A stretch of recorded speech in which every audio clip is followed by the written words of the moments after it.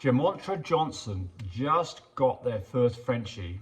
At what age does the first heat come in, and how long will it be for the second one? It's variable.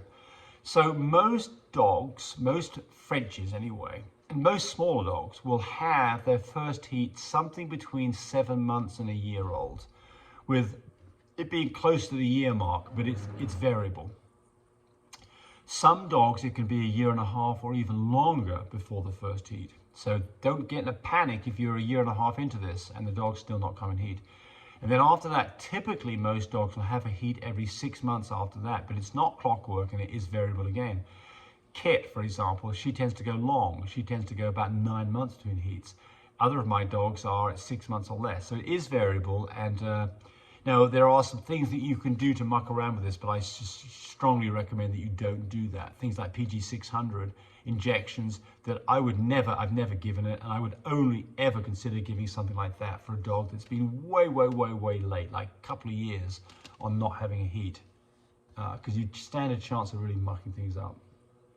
And by the way, if it was reliable, we'd all be doing it, because we'd all be trying to push for puppies at Christmas or whatever else, because there's certain times of the year that there's more demand for puppies. And since you're not hearing people doing that, you know that if it was that reliable, we'd be doing it. And if it produced bigger litters reliably, we'd be doing it too. And we're not doing that. So that means it's not very effective. It means it does have a downside. So I'm not hot on trying to do things artificially myself. The one thing you can do, though, by the way, to bring a dog in, which is completely natural, is to put her house her and have her running around with another dog that's in heat. That absolutely does work. But it's not guaranteed that I'll bring her in like that, but it will certainly push the envelope for you. Have you used an at-home TCI machine? And do you think the ones selling on Amazon are accurate? Well, I'm not sure what you mean by accurate, but I do have a TCI machine that I was going to start using. I tried to use it, and I was going to, offer that, and I didn't have much luck with it. Didn't like it, and I just dropped the whole idea because I was getting things done very easily just by doing a regular AI. But I probably will start back up on this again. That was a few years back, and I've got a TCI gun that's probably perfectly good, but I was just having a hard time. The problem I had with it was getting the view right. When you put it inside the dog, it would always get mucked up on the end of it. You just go all cloudy and you couldn't see anything. So that was my problem with that. But I mean, obviously TCI guns are used successfully, and so I'm just not enough of an expert to be able to, when I get to that point, we'll sell a product, and we're not there yet. So there's my answer on that one.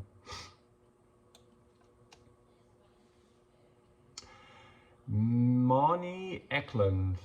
I've run into a few people now, they say they are against vaccinating the pup. Oof.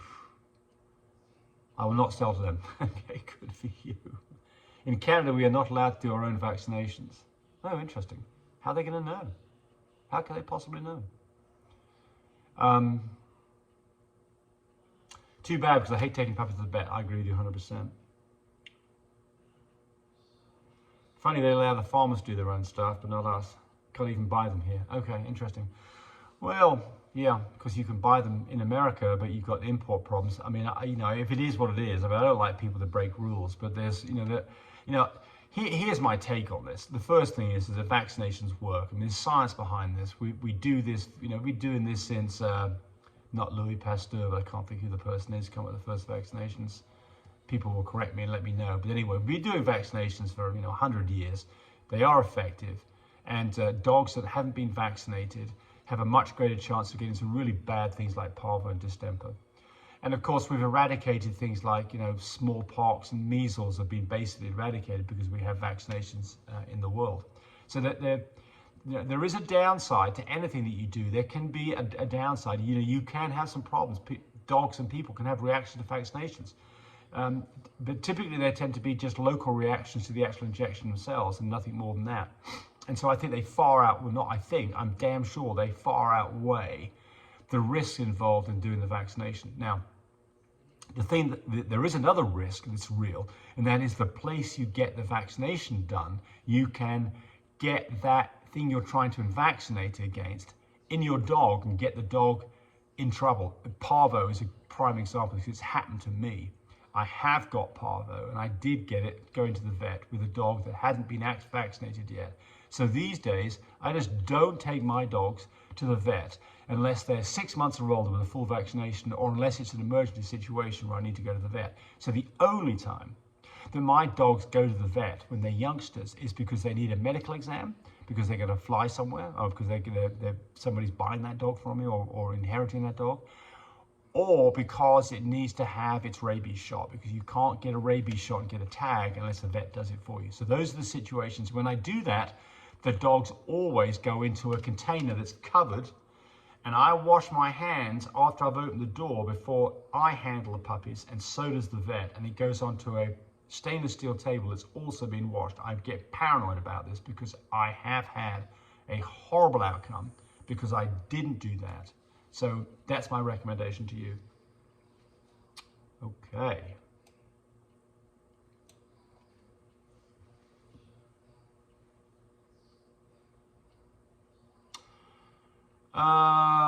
Okay, so somebody's asking about do a video on the D3 variant. It's a variant of the blue. I don't know much about it, so maybe I'll look into it and see if I can't find something out, but I just can't talk sensibly about it. Hey James, what are your thoughts on a Frenchie pup with a kinked tail? It's kinked to one side, thanks. Okay, well that's interesting because I just had a conversation with a customer the other day about the dog that they'd sold to somebody who had a screw tail, and that they were kind of commenting about they didn't like it. So let's talk about what's going on with Frenchie's tails and what you can do about it. So the problem with the tail, in my opinion anyway, and I'm not guaranteeing that I'm completely 100% convinced I'm going to tell you exactly the right thing, but my concern about the tail is, first off, I don't want to see a long tail because cosmetically it doesn't look good. A puppy with a long tail, don't think it'd be a problem at all. I think that that dog would be absolutely fine, but I don't like seeing long tails because it's not part of the breed standard. So a tail that is like this long, that long, and typically it's a gay tail, don't like that at all. I don't like that. And if I had a stud dog that's producing that, he would not be a stud dog anymore. All right.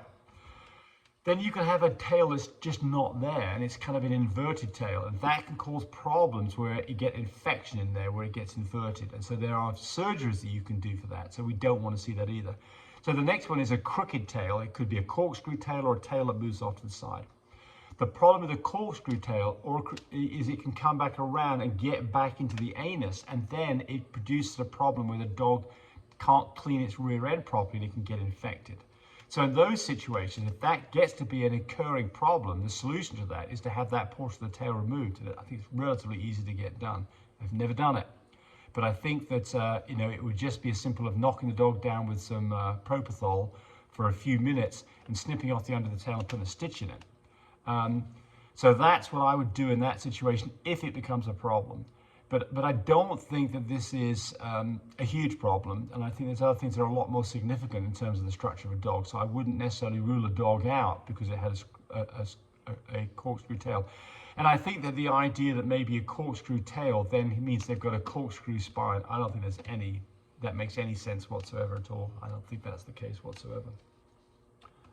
Okay, we're getting to the end of all these questions.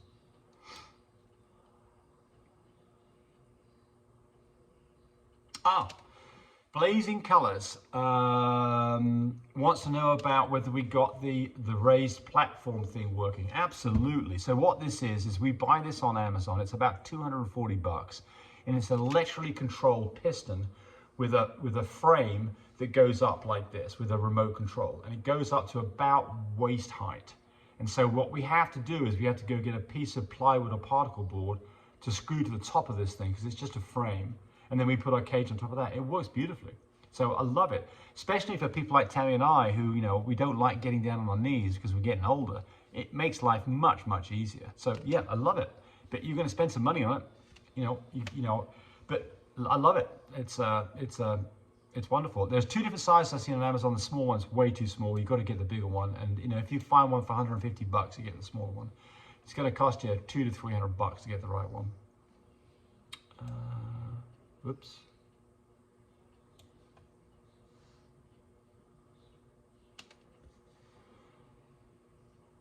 What is this? I'm going to, this is this genetic thing again. I'm not sure what's going on here. Oh, we're going to leave that one alone for now. What size is the crate in the video? Well, because I've got lots of videos, but what we use for a Frenchie is a 42 by 28 crate. That works great. That's called an XL crate. I really like that. But you could use a 48 by 30 crate. That would work fine too. You're just going to pay another 15% more. Whatever you do on a crate, here's the important things to watch for. That it has, if you buy a really cheap crate, they are made out of paper clips. They are bendy, and one of the big problems you can have is a puppy gets its head stuck through the openings at the bottom, and that can be a big problem. So don't go for the dirt cheap ones. The brands that I know I like are Amazon Basics, Midwest Crate, Paws and Pals. I know those three. They all make good quality crates. Why should you use a 48 by 30? If you've got a bigger litter or a dog that's over 30 pounds, I'd go with a 48 by 30. Otherwise, a 42 by 28 is great. If you start going down to the 36-inch size ones, too small. I mean, maybe okay for a Chihuahua, but certainly not good enough for any dog that's over 20 pounds. All right. And